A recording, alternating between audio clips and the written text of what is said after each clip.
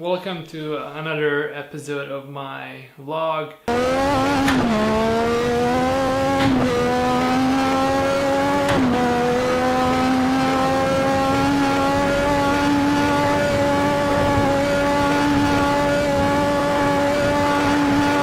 know it's been a while, but to be honest, there hasn't really been a lot of stuff going on lately. But things are about to change because the beginning of the racing season is coming up. Today I want to talk to you about two things. First one is actually the start of the racing season. A quick update on our race car. We are close to getting all of our stuff that we need for the first track day, which includes the new seats, new harnesses, seat mounts, a lithium battery, which is going to be a lot lighter than the stock like 25 kilogram battery, which is ridiculously heavy. So that's gonna be great. Martin also did the alignment on the car and ride height adjustment, which means that the car is actually gonna be ready for the first outing on a track, and I'm super excited about that. And the good news is that the first track day is gonna happen on April 9th in Brno, Czech Republic. It's a track I've never been to. Driving your race car for the first time on a track you haven't driven before in your life sounds kind of scary, but I do have a plan for that. And you might have guessed it, it does involve what you already read in the title of this clip, and it has to do with the boxes you see behind me. But more about that a bit later, because I also want to mention that we are going to an exciting car event 1 week after the track day. The event's name is Cars and Coffee Italy, and it's based in Brescia, and it's gonna be actually our third time with me and Mojca going to the event, and it's absolutely crazy. If you have the time, please check it out. Every year there are like 300 plus cars, from Ferrari F40s, F50s, Enzos, LaFerraris, Zondas, Huayras, like all of the crazy cars you can imagine. You see them there in person, you see the owners driving them like crazy, they're revving them, so it's a completely different experience from like going to a museum and, you know, watching a car being stationary versus going to an event like this and watching, you know, guys drive it properly. So that's gonna be 1 week after the track day, and I'm hoping I can make a lot of cool clips on both of those events. Okay, so the boxes. As you've probably guessed by now, I'm also gonna talk about sim racing. If you don't know what that is, it's mostly kids or adult men acting like kids playing computer games where you race cars. So why did I decide to spend a ton of money on a sim racing rig right after I bought a race car I haven't driven properly yet? It does make sense, right?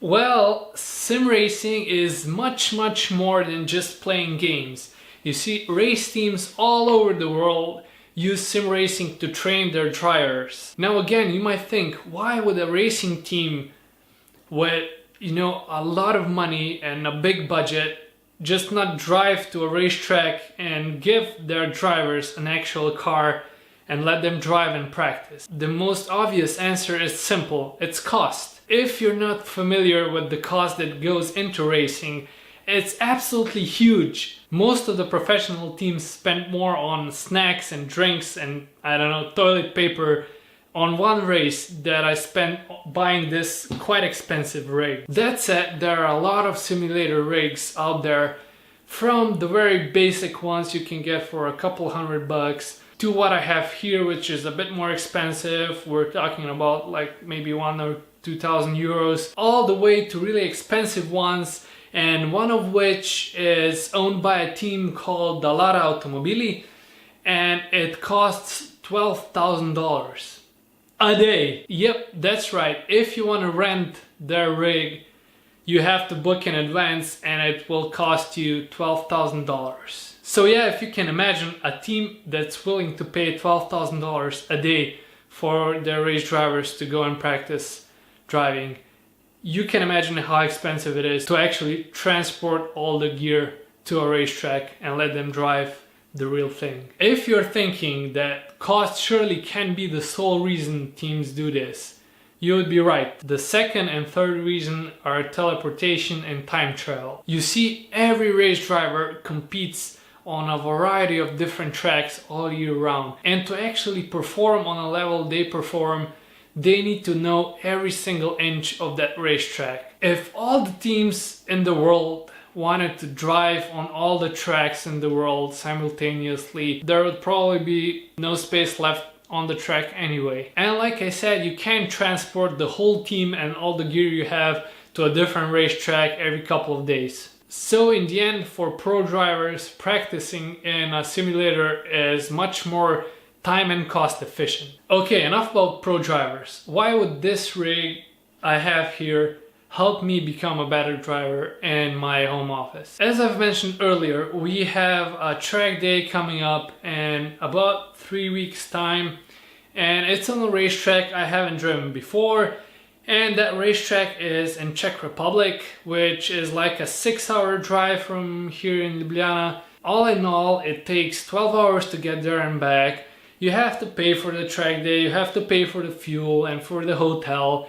And if you go there and you just like start learning the track while you're there, you're practically wasting a lot of time and money. So with a proper rig, you can actually front load some of that stuff. So one of the benefits is definitely knowing which corner comes next. So is it a left or a right hand? Is it a hairpin? And while you can watch a bunch of onboard clips, and I've certainly done that in the past for my hill climb race in Croatia, and that's definitely helpful, but actually driving the road and doing the, eye-mind connection is something completely different. There are also a bunch of other benefits when you're driving in a sim rig. For example, if you're driving on a normal road in a normal car, you usually don't steer like crazy, or you're not dancing on the pedals like a maniac, which might be required on a racetrack. But if you don't have that connection, you don't have that reflexes,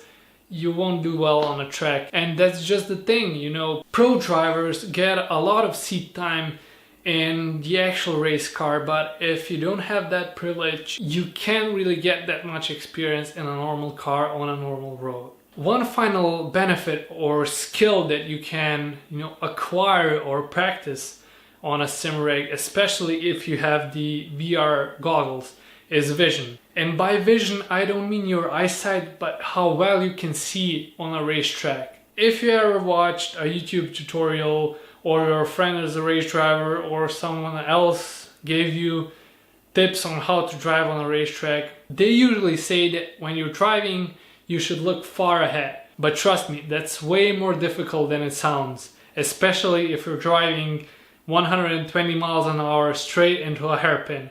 It's hard to keep your eyes into the corner when you're actually driving towards, the edge of the track.